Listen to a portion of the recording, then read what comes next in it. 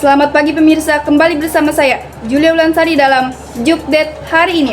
Pendidikan vokasi yang bertujuan menyiapkan tenaga terampil siap kerja kerap dihadapkan pada tantangan yang tak mudah. Salah satunya adalah stigma negatif yang masih melekat di masyarakat, bahkan di lingkungan sekolah itu sendiri. Kami hadirkan laporan khusus mengenai fenomena ini di SMA N78 Jakarta, sebuah sekolah yang membuka kelas vokasi sebagai upaya adaptasi terhadap kebutuhan industri. Namun masih terdapat stigma negatif pada lingkungan sekolah ini. Dan ini dia beritanya. Apa pandangan kamu terhadap anak vokasi? Pandangan saya untuk anak vokasi sih sebenarnya kayak siswa biasa ya, siswa SMA ya 78 yang pastinya punya potensi dan bakatnya masing-masing. Oke, menurut kamu kenapa anak vokasi menjadi anak yang terlabeling anak bandel atau anak nakal? Oke, menurut saya sebenarnya itu muncul karena adanya kayak sekelompok atau orang-orang yang melabeli mereka anak nakal ya, notabene anak nakal tuh karena awalnya mungkin mereka tuh banyak kasus-kasus yang membuat permasalahan di sekolah ataupun kasus-kasus yang tidak mengenakan lah seperti itu.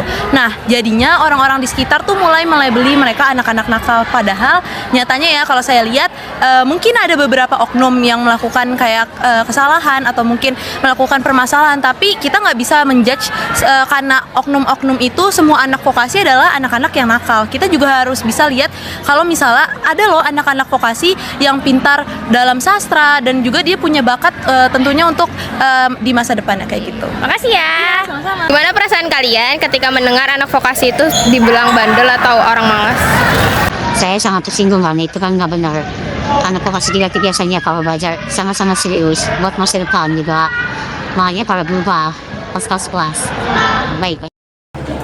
Stigma negatif ini tidak selamanya berlaku. Masih ada upaya sekolah dalam menghadapi dan meratakan pendidikan untuk semuanya.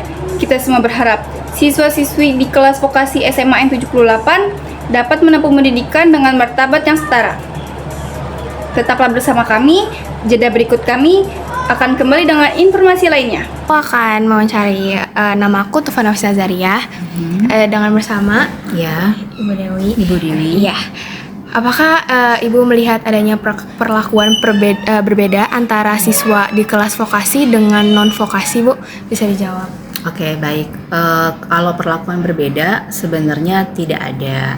Hanya saja berbedanya adalah dalam hal materi, ya materi apa utamanya misalnya seperti paket mata pelajarannya. Dan ini kan terjadi bukan hanya di vokasi saja, tapi beberapa kelas juga karena kurikulum merdeka kita menyesuaikan dengan paket-paket mapelnya. Itu saja sih. Kemudian paling fokus utamanya kalau ke vokasi ini lebih kepada kita berikan mereka keterampilan bekerja, karena mereka kan fokusnya adalah ingin melanjutkan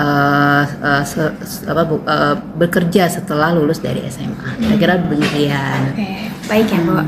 Yang kedua, bagaimana guru lain biasanya menghadapi atau mengatasi stigma tersebut pada kelas yang di-labeling sebagai kelas nakal, Bu? Kelas nakal sebenarnya tidak ada istilah kelas nakal. Kelas nakal itu sebenarnya karena pada dasarnya kan setiap anak itu dilahirkan sama ya gitu, cuma aja mungkin ada lingkungan dan mungkin karena stimulus aja sih yang mungkin mereka stimulusnya mungkin lebih ke sifatnya kinestetik mungkin gitu ya, makanya lebih ke aplikatif terapan seperti itu. Jadi dengan stimulus atau treatment yang tepat, insya Allah sebenarnya kelas vokasi ini akan punya skill yang juga mumpuni gitu seperti kelas-kelas lainnya gitu. Baik, Bu. Yang ketiga, menurut Ibu, apakah stigma negatif ini berdampak pada perkembangan akademik maupun psikologis siswa yang kelas diberi label tersebut, Bu? Oke, kalau kita memberikan label pasti ada dampak negatif, tidak hanya untuk kelas vokasi saja, tapi ke individu siapapun itu ketika dia di label sebagai bodoh, kemudian nakal gitu ya, itu pasti akan ada dampak gitu. Itu pasti dampak. Makanya kita sebaiknya menghindari gitu. Dan mungkin buat mereka gitu ya, bukan nakal atau bodoh, tapi mereka punya potensi yang berbeda aja, yang mungkin gitu belum terlihat atau sedang diproses gitu, sehingga tidak bisa kita judge kemudian oh mereka bodoh dan nakal, karena mereka punya potensinya masing-masing gitu, seperti itu. Oke, baik Bu. Yang keempat, terdapat langkah yang sudah dilakukan sekolah untuk menghapus dan membersihkan stigma itu? Iya, jadi misalnya kayak contohnya di kelas 11I waktu itu ya gitu. Jadi mereka itu bersih-bersih kelas gitu kayak gitu kan. Jadi izin pas jam kosong tuh mereka permisi Bu, kami mau bersih-bersihin kelas gitu kayak gitu. Jadi artinya kan dari mereka sudah ada kesadaran untuk membuat lingkungannya atau ruang kelasnya menjadi lebih nyaman gitu, seperti itu. Dan kemudian yang berikutnya adalah mereka selalu sopan sama guru gitu. Jadi misalnya kayak salim segala macam, menyapa guru gitu. Sejauh ini sih kelas vokasi mereka attitude-nya sudah lumayan lebih baik ya gitu, kayak gitu. Karena memang pasti ada kegiatan-kegiatan misalnya seperti kegiatan keagamaan, karakter building gitu. Waktu mereka dapatkan itu di kelas 10 dan sekarang juga di kelas 11 gitu. Oke, baik ya Bu. Yang terakhir, bagaimana seharusnya siswa, guru, dan lainnya memandang para siswa kelas vokasi Bu? Seharusnya Ya, gimana?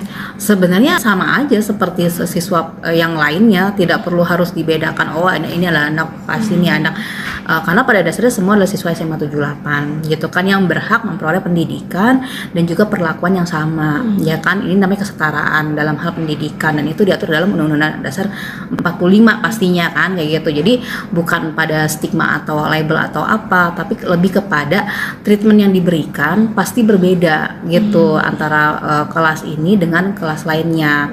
Yang mana treatment ini gunanya untuk apa? Untuk meningkatkan skill mereka lagi, untuk meningkatkan knowledge mereka, sehingga mereka lulus dari SMA 78 mereka punya hal yang bisa diberikan kepada masyarakat gitu sekitar, kira-kira begitu.